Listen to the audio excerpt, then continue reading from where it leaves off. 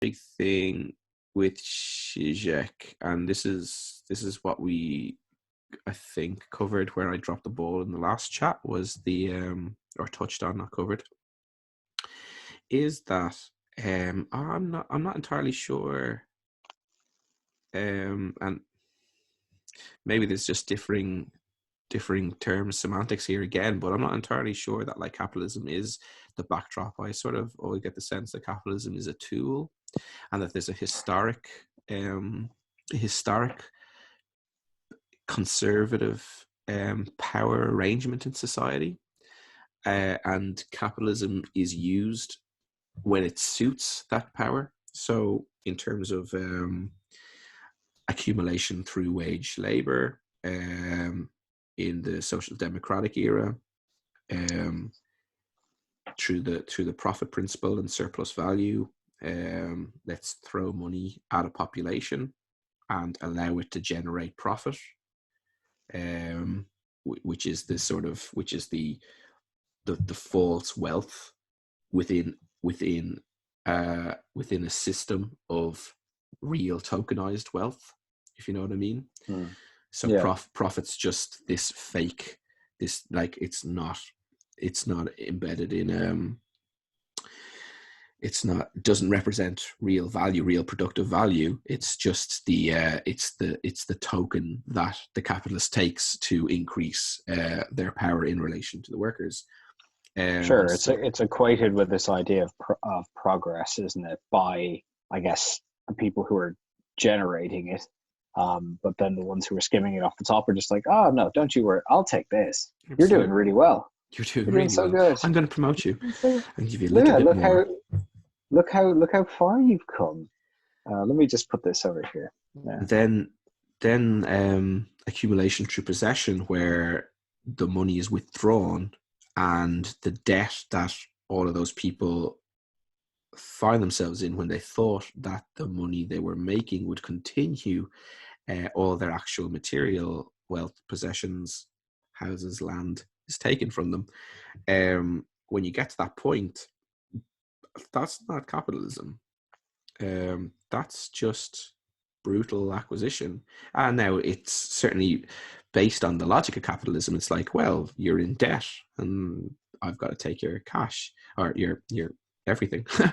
But the further that continues, and when we get to the stage where you've got the 2008 crash and all the money, all the capital's taken out of the system, and you've got this current crash that we're experiencing out of fear, and what happened in the 30s, the wealthy people take their cash out of the system. They stop investing in it. So certainly Adam Smith's classical capitalism doesn't occur. Where capitalists are these great industrialists, and they accumulate wealth and they put it back in, they expand, and it's just this wonderful thing, and everyone gets loads of things and cash, and it's a brilliant working system in theory.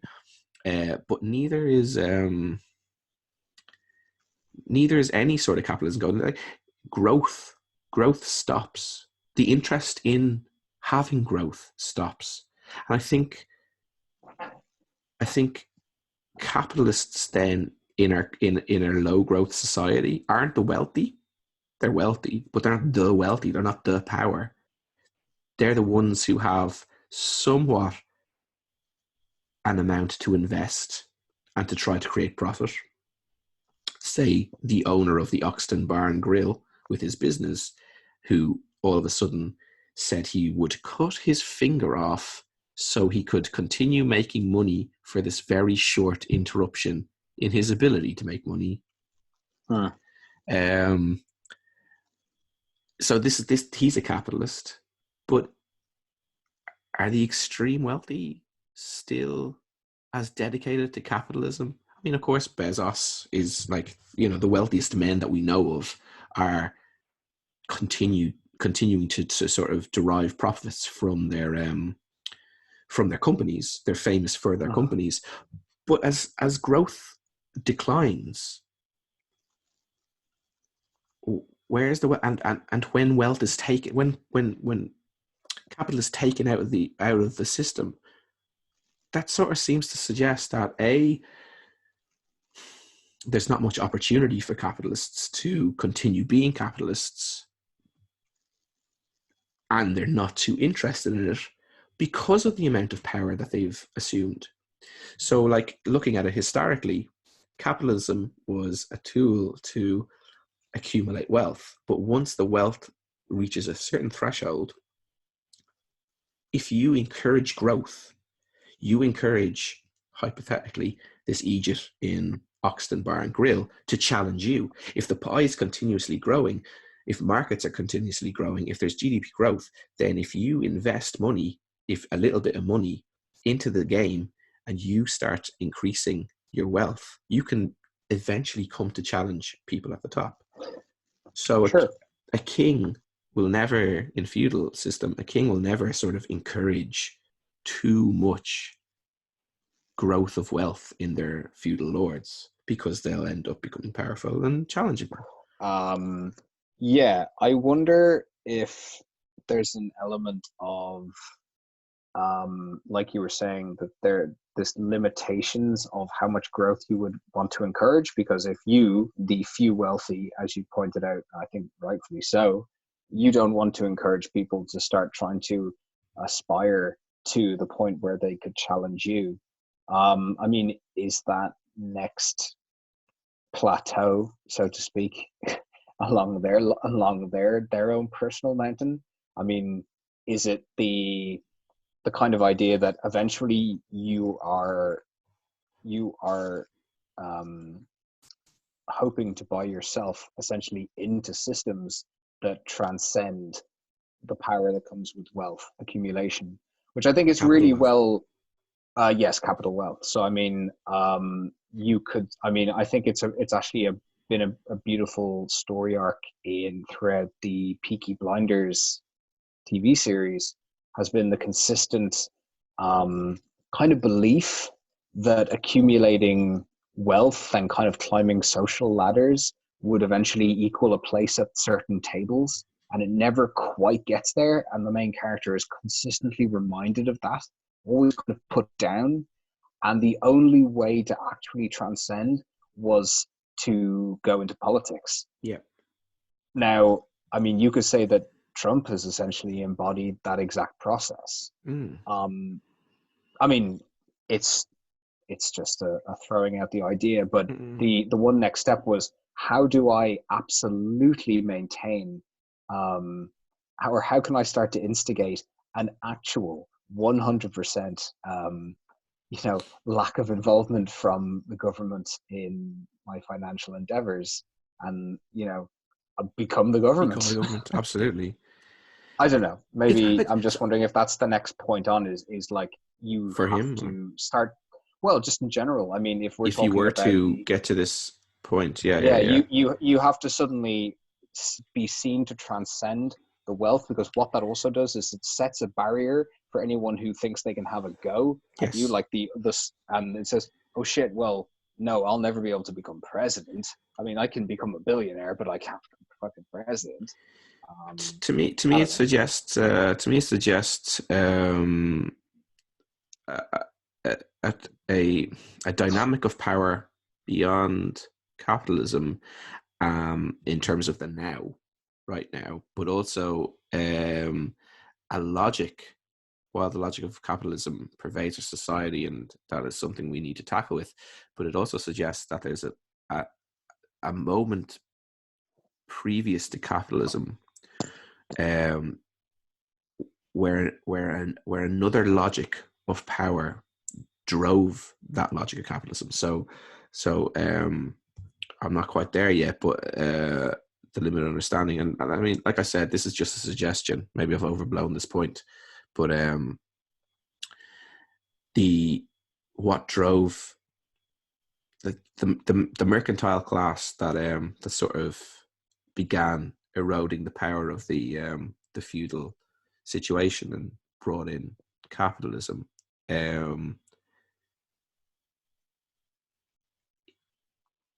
I can't see how that was strictly the logic of capital. That was the active agent in the transformation of society there, but something more primal, more power,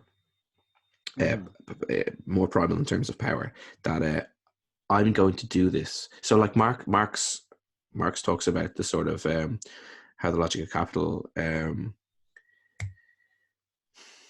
like exchange for the sake of exchange, is the sort of, is what really sort of affects our societies. Like in barter, you're exchanging pigs and eggs because there's a use value in both pigs and eggs. Sharing pigs and eggs. I don't want to just eat fucking pigs, and I don't want to just eat fucking eggs. I want to eat pigs and eggs. But when you're exchanging, when you're able to sort of exchange for the sake of exchange, when you can profit off the exchange, and not just because you've got two different commodities, you've got the third commodity being the currency, and which you can then accumulate.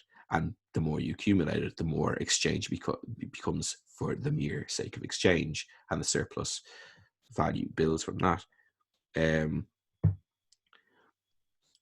That wasn't what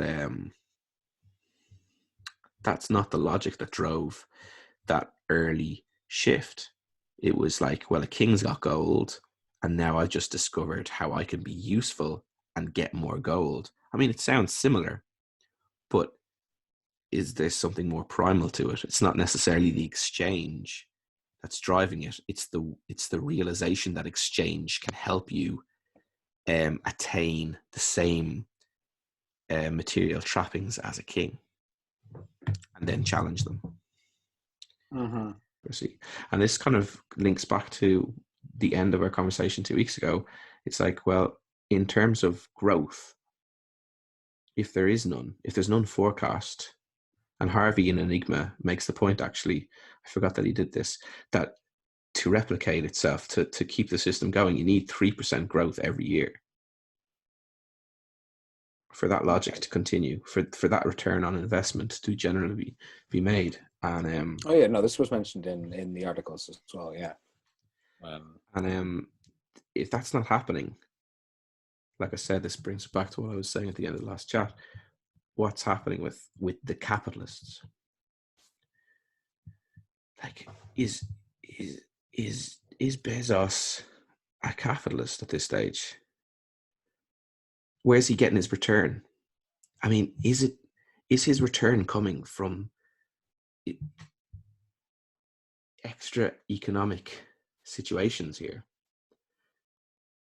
So the thing with feudal lords was that they weren't getting their return, or weren't getting their surplus wealth. They weren't extracting the surplus wealth through economic means. It was through extra economic means. So if there's no growth, but Amazon is booming, where's that growth coming from? Acquisitions from other companies, maybe, but only in a limited way. So is he anticipating that? And is he about to, like, is he preparing not to become? Is he declining his investment from the system and preparing to not be a capitalist, to have the wealth and to use the wealth as endemic in his family now?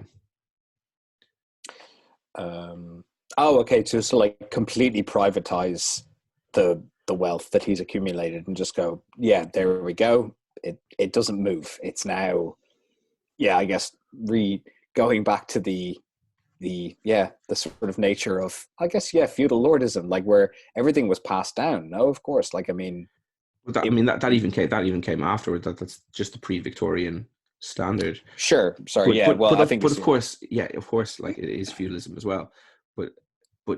But the other sort of more profound point, and we touch on this with the chat with Stephen, is his investments, is the surplus wealth that he's generating, not merely being like the reason there's a downturn is because people took their capital out of the system, just like in 1930s. Yeah, those with wealth ran the banks for their gold and stuff, and people who would generally invest in capitalism want to skip town because there's the fear rings out among the crowd, and like a field of rabbits, and down the burrows they go. But is the other thing that a company like Amazon's doing, like we know Facebook is doing, is it investing in the more brutal, coercive side of things, developing technologies of control? And again, this is not to go down the way of conspiracy theories, but like, it's a question. If there's no growth, is Bezos as a capitalist? Is he taking his cash and running and just becoming a landed baron, or is he doing it in a more profound sense by is there still growth in that sort of technological development, and is that where they can go? Is that where capitalists can go?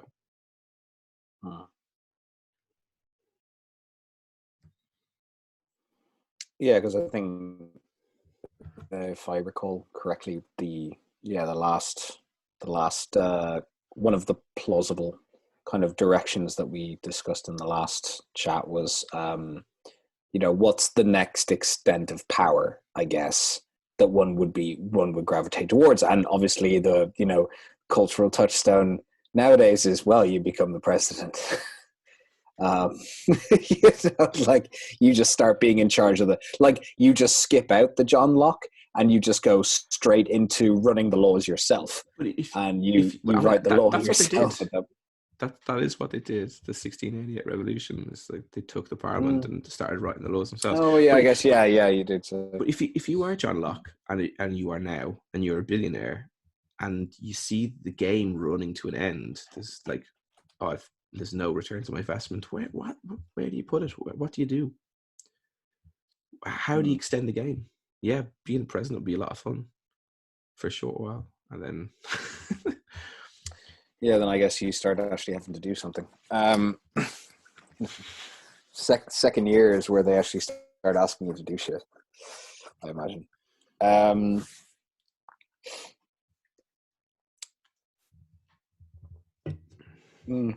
No, it's an interesting question. I mean, with regards to if there's no growth, do you just as you said, take your gold out of the bank and start putting it in the mattress, and then you privatize that becomes something that is in theory untouchable. Look at the way workers are being treated in Amazon. It's fucking disgusting. Like that's what I was getting at earlier. Sorry, it's extra economic at this stage.